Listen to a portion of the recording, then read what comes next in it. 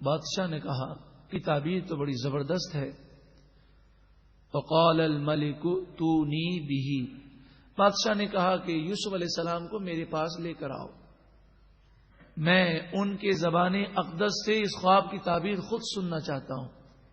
فلما جاءہ الرسول، پھر جب بادشاہ کا قاصد حضرت یوسف علیہ السلام کے پاس آیا اور کہا کہ بادشاہ آپ کو یہ فرمان دیتا ہے کہ آپ قید سے آزاد ہیں اور آج کے بعد آپ پر یہ قید و بند کی صعوبتیں ختم ہیں. حضرت یوسف علیہ نبینا علیہ الصلوۃ والسلام جانا چاہتے تو جا سکتے تھے، مگر مفسرین فرماتے ہیں کہ جس کا منصب تبلیغ دین ہو اس پر اگر جھوٹے الزامات لگائے جائیں تو اس کی کوشش ہونی چاہیے کہ ان جھوٹے الزامات کو دور کرنے کی کوشش کرے، کیونکہ اگر یوسف علیہ السلام ایسے ہی چلے جاتے تو لوگ یہی کہتے کہ کسی غلطی کی وجہ سے قید میں گئے تھے مگر وہ خواب کا معاملہ ہو گیا اس لیے بادشاہ نے ان کو آزاد کر دیا.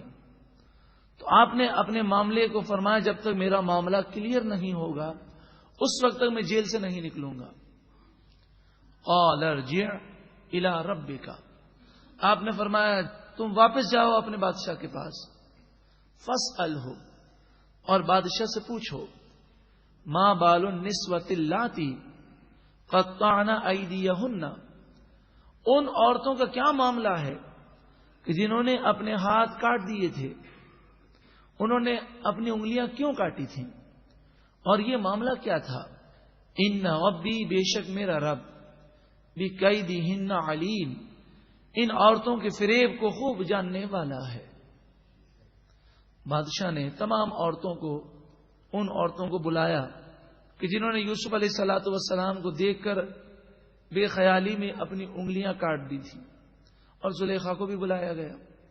قال، بادشاہ نے کہا ما خطبکن اذ غاوتن یوسف عن نفسہ، جب تم نے یوسف علیہ السلام کو اپنی طرف مائل کرنے کی کوشش کی تو یوسف علیہ السلام کے بارے میں تمہاری کیا رائے ہے، وہ کیسے ہیں. قلنا، وہ ساری عورتیں یک زبان ہو کر بولیں حاشا للہ، اللہ کی قسم، ما علمنا علیہ من سوء، حضرت یوسف علیہ السلام میں ہم نے کوئی برائی نہیں دیکھی. بلکہ عورتوں نے کہا حضرت یوسف علیہ الصلوۃ والسلام نے تو ہمیں ایک نگاہ بھی نہیں دیکھا، یہ تو ساری کوششیں ہماری طرف سے تھیں. قالت امرأۃ العزیز الآن حصحص الحق، عزیز مصر کی بیوی زلیخا بولی اب حق ظاہر ہو گیا.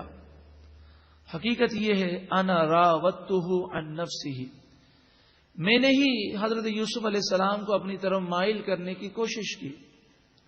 وَإِنَّهُ لَمِنَ الصَّادِقِينَ، اور بے شک حضرت یوسف علیہ السلام ضرور سچوں میں سے ہیں.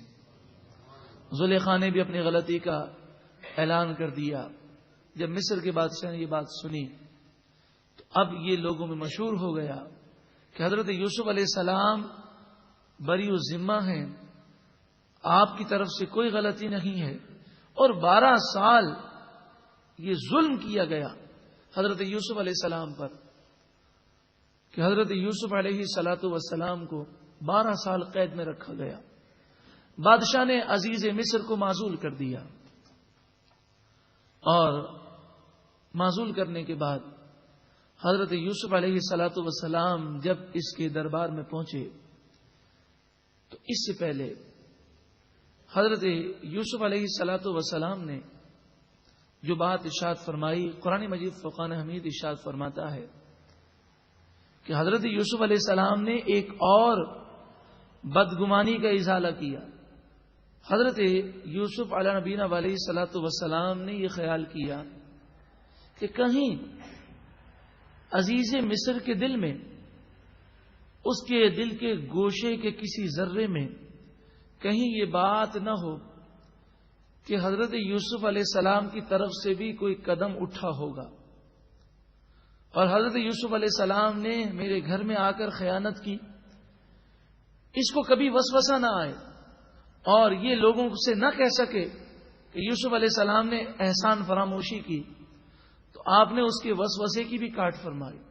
فرمایا ذالک لیعلم انی لم اخنہ بالغیب، یہ سارا معاملہ میں نے اس لیے کر کے دکھایا تاکہ عزیز مصر جان لے کہ میں نے اس کی غیر موجودگی میں کوئی خیانت نہیں کی۔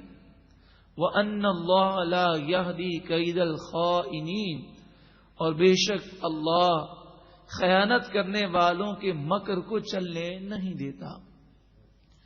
12واں پارہ مکمل ہوا۔